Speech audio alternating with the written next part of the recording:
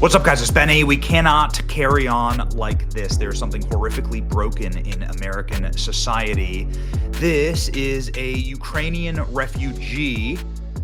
She's a young woman working in Charlotte, North Carolina. Again, born in Ukraine, fleeing the war. She's working an hourly wage job at a pizza place, gets on the light rail, and gets stabbed directly in the throat by a career criminal who then wanders around dripping blood all over the bus.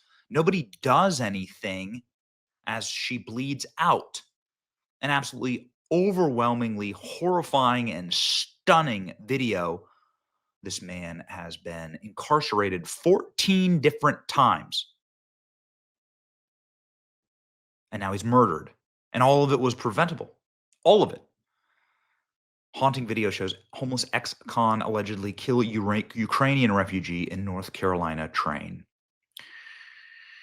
Irina Zastruka, who fled war-torn Ukraine for safer life in America, right, the greatest nation on earth, was driving the Lynx Blue Line, was riding on the Lynx Blue Line before 10 p.m. on August 22nd when she was ambushed and she was stabbed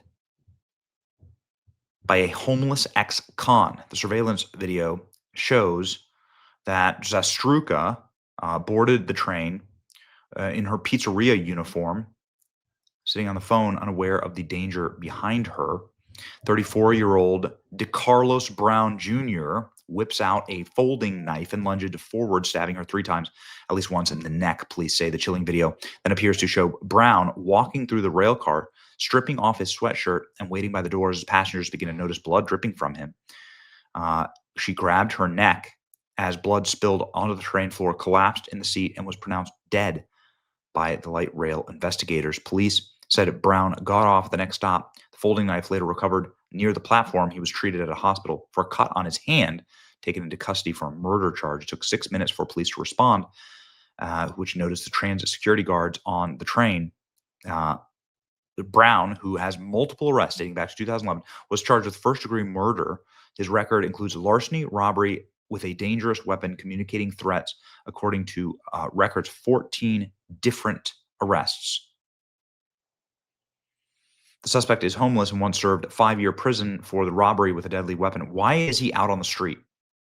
Why has he been set out on the street? During the incident, officers said he bizarrely claimed a man-made material inside of his body was controlling him as he ate and walked and talked, according to an affidavit. Okay, so he's demonically possessed. Some people are unfit for society. This monster is clearly one of them. This was a premeditated racial hate crime. That's what this was. This man should have never been on the streets. He should have been incarcerated for the rest of his life, either in an asylum or in prison. He's unfit for society. All of society is generally peaceful. There's a small percentage, depending on which stats you want to look at, a very small percentage that does all the crimes. And we continue to release that small percentage, libs, specifically in liberal cities like Charlotte, a red state with a liberal city, okay? Just like Chicago is a liberal city in a red state. New York, all of New York State is red, except for this one blue city that ruins everything for everyone. And they release these dangerous sociopaths onto the street to terrorize the rest of us. Again, it's like 2 to 3% of society. That's probably even a big number, but 2 to 3% of society are like the career criminals. Maybe like 1%. I don't know. It's this small, de minimis number that if you were to just lock them up permanently, that you would get rid of all crime. You'd get rid of all of the psychotic, demonic, senseless, whatever you want to call this. I hate people calling it senseless because this is clearly a premeditated murder by somebody who's demon possessed. Someone who's possessed. I don't care. I'm not blaming anything other than this deserves like a public execution after he's found guilty of this, right? It's all on camera, and they won't release the full video. They won't release the full footage. This is so much worse than anything that happened to George Floyd. That's just a matter of fact. That's a matter of like absolute like base plain logic. George Floyd overdosed on fentanyl. That's what the autopsy shows. That was a choice that was made.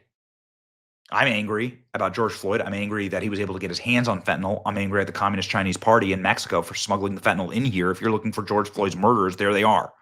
Be angry with me at those things. Applaud President Trump and his fight against narco terrorism. This, on the other hand, is premeditated murder. Some of the cops with George Floyd, the cops were black. Imagine fleeing a war zone, thinking you're finally safe, and then this happens. It's the most heinous violence has been normalized in America simply because the political elite are unwilling to do anything about the vanishingly small number of people responsible for it. No more. That's right. Weak men create hard times.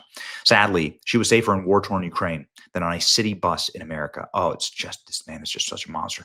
Matt Walsh with the take here. We can't keep living like this. The only solution is ruthless punishment, public execution for violent criminals, long prison sentences, hard labor. This guy had multiple previous arrests. He should have already been serving 30 years in a labor camp. This was the only way our ancestors knew. We've tried compassion and restorative justice, and this is the result. It was inevitable. Authorities released this footage. It's absolutely horrific. She was 23. She fled war-torn Ukraine, hoping to seek safety and a new beginning. And then America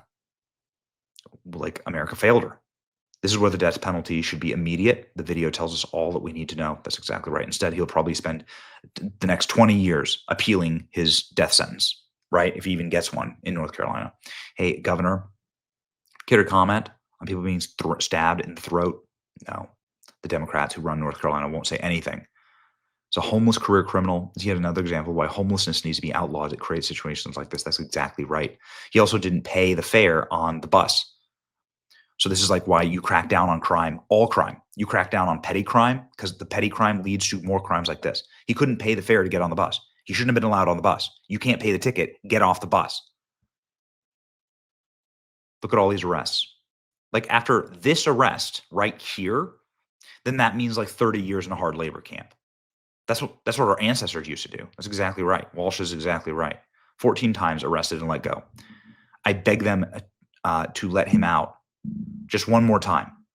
There's some good old boys in South Carolina that want to talk to him. Yeah, well, unfortunately, there's not a Daniel Penny on every train.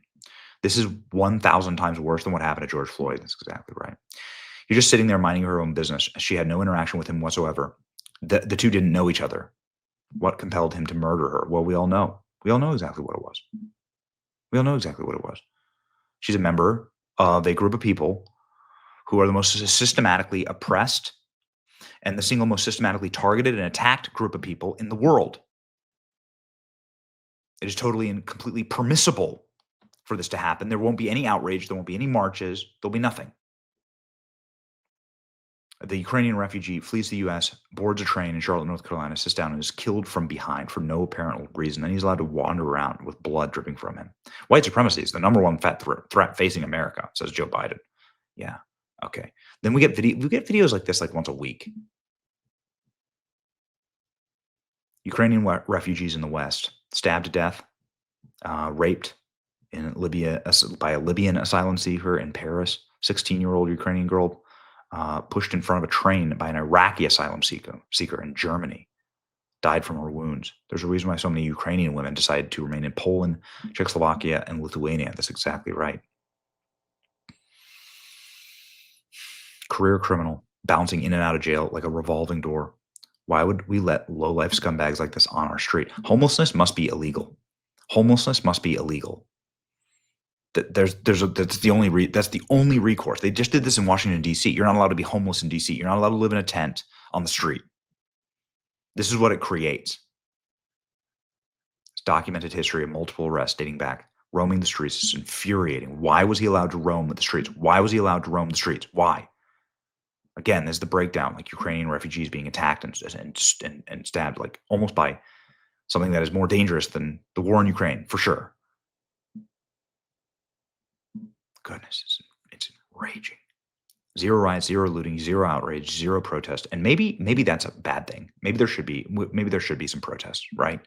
These people should start like talking about this stuff. It's beyond ridiculous. This monster has not been permanently locked up. The state is responsible for her death. That's right. That's exactly right. It's always described as a senseless attack instead of what it really is, a premeditated hate crime against the single most systematically targeted and dehumanized population on the planet. It's racial barbarism. Weak men created this hell, and strong men must fix it. Yeah. This wasn't random. This was preventable. It's a war on white people. Her blood is on the hands of the system that lets violent criminals roam while innocent people pay the price.